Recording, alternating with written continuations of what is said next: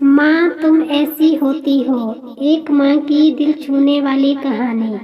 विमल बहुत परेशान था। उसे समझ में नहीं आ रहा था कि वो इस परिस्थिति से कैसे निपटे। वो अपनी माँ को बहुत चाहता था, किंतु उसकी पत्नी और बच्चे उसकी माँ से बहुत दूर भागते थे, क्योंकि उसकी माँ की एक आंख नहीं थी। साथ ही उसकी कमर भी 90 अंश तक झुकी थी।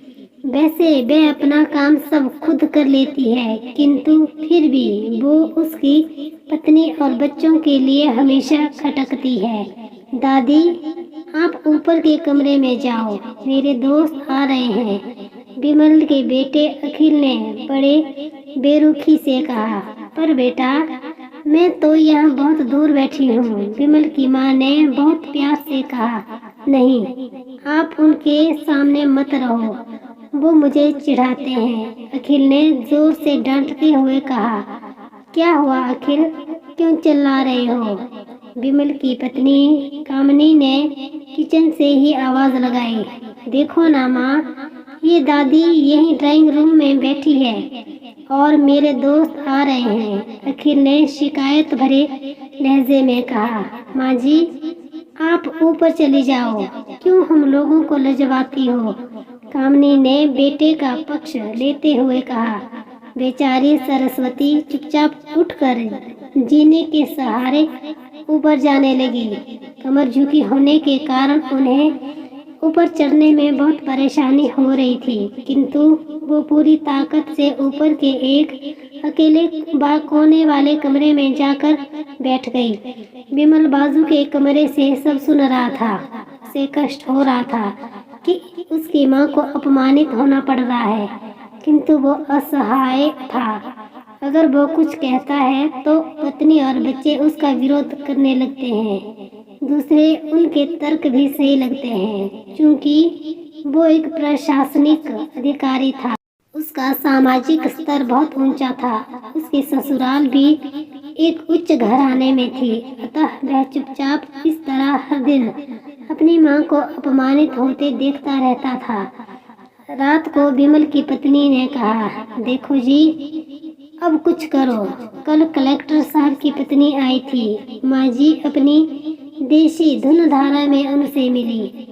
मुझे बहुत शर्म आ रही थी, बताते हुए कि ये मेरी सास है। मैंने कह दिया कि दूर की रिश्तेदार है, इलाज कराने आई है। विमल को रोना आ गया, किंतु फिर भी वह चुपचाप रहा। उसे समझ में नहीं आ रहा था कि वो क्या करे।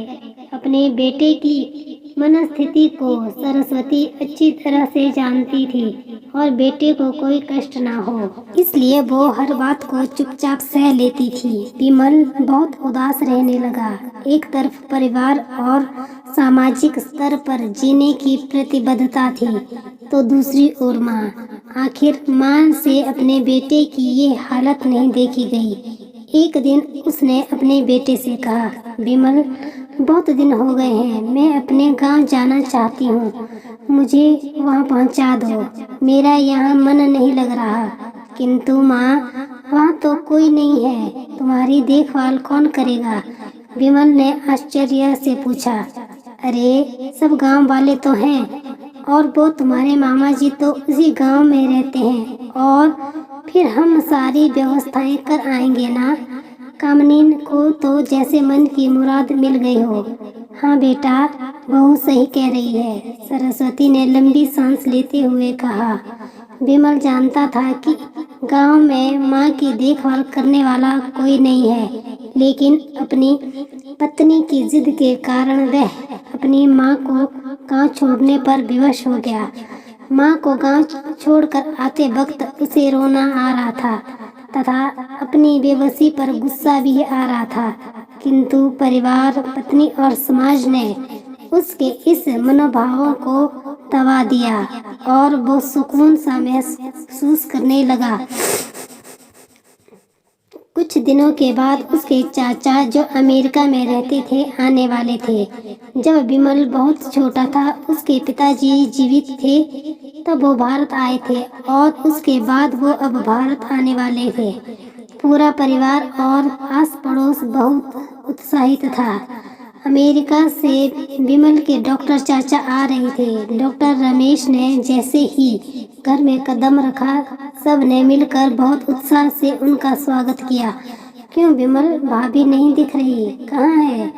डॉक्टर रमेश ने उत्सुकता पूर्वक पूछा। जी, वो तो गांव में रहती हैं, या उनका मन नहीं लगा। कामिनी ने सपाट लहजे में उत्तर दिया। डॉक्टर रमेश ने विमल की ओर देखा तो विमल ने अपनी आंखें झुका ली। डॉक्टर रमेश सब समझ गए। बोले, कल हम भाभी से मिलने गांव चलेंगे। सब लोग दूसरे दिन सभी लोग गांव के घर में पहुंचे। देखा कि सरस्वती को बहुत तेज बुखार है और वो पलंग पर असहाय पड़ी है। डॉक्टर रमेश दौड़कर सरस्वती के पास गए, उनके पैर छू कर रोने लगे। सरस्वती की ये हालत उनकी कल्पना से परे थी। वाह बेटा विमल, तूने तो नाम उजागर कर दिया। अपनी माँ की ये हालत देखकर तुझे तो शर्म भी नहीं आ रही होगी। डॉक्टर रमेश ने विमल को लगभग डांटते हुए कहा। नहीं देवर जी, विमल का कोई दोष नहीं है, मैं खुद गांव आई थी। सरस्वती ने अपने बेटे का बचाव किया। मुझे सब पता चल गया है भाभी, आप चुप रहो। क्यों बहू, तुम्हें अपनी सास की कुरूपता पसंद नहीं है? समाज में तुम्हें नीचा देखना पड़ता है ना? डॉक्टर रमेश ने कामिनी की ओर व्यंग्य से देखा। कामिनी निरुत्तर होकर विमल को देखने लगी। आज तुम जिस सामाजिक स्तर पर हो वो इन्हीं के संघर्षों की देन है। और बेटा विमल, तुम्हें शायद मालूम ना हो कि बचपन में जब तुम 1 साल के थे तब छत से नीचे गिरने के कारण तुम्हारी एक आंख फूट गई थी और तुम्हारी रीढ़ की हड्डी में भी समस्या थी। तब तुम्हारी इस कुरूप माँ ने अपनी एक आंख और अपना बोन मेरो तुम्हें देकर इतना सुंदर स्वरूप दिया था। कामिनी बेटा, इतने सालों तक संघर्ष करके बेटे को प्रशासनिक अधिकारी बनाने वाली इस संघर्षशील औरत की तुम लोगों ने ये दशा कर दी, तुम्हें ईश्वर कभी माफ नहीं करेगा। डॉक्टर रमेश की आंखों में अश्रु जलधारा बह रही थी। अब भाभी, आप मेरे साथ अमेरिका जाएंगी, यहाँ इन स्वार्थी लोगों के बीच नहीं रहेंगी। डॉक्टर रमेश ने सरस्वती से कहा। विमल को तो काटो तो खून नहीं था। डॉक्टर रमेश जो उसके चाचा थे, उन्होंने जो राज बताया उसके बाद तो विमल को यही लग रहा था कि उससे ज्यादा पापी इंसान इस दुनिया में और कोई और है ही नहीं। वह दौड़ कर गया और माँ सरस्वती के कदमों से लिपट गया। माँ, मेरा अपराध अक्षम्य है, मैं जानबूझकर चुप्पी साधे रहा, आपका अपमान करवाता रहा। अब सिर्फ आप ही उस घर में मेरे साथ रहेंगी और कोई नहीं। विमल ने आग्नेय दृष्टि से अपनी पत्नी और बच्चों को देखा।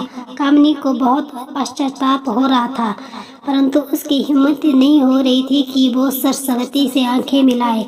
सरस्वती ने कामिनी की मनस्थिति को समझकर उसको पुचकारते हुए अपने पास बुलाया और विमल को डांटते हुए कहा, खबरदार, जो मेरी बहू को मुझसे अलग करने की कोशिश की तो तुझे ही घर से बाहर निकाल दूंगी। कामिनी और बच्चों ने सरस्वती के पैर पकड़ते हुए अपने व्यवहार पर माफी मांगी और माँ के हृदय ने सबको माफ कर दिया। कहानी सुनने के लिए धन्यवाद। आशा करती हूँ आपको कहानी अच्छी लगी होगी। चैनल पर नए हैं तो चैनल को लाइक, कमेंट और सब्सक्राइब करें।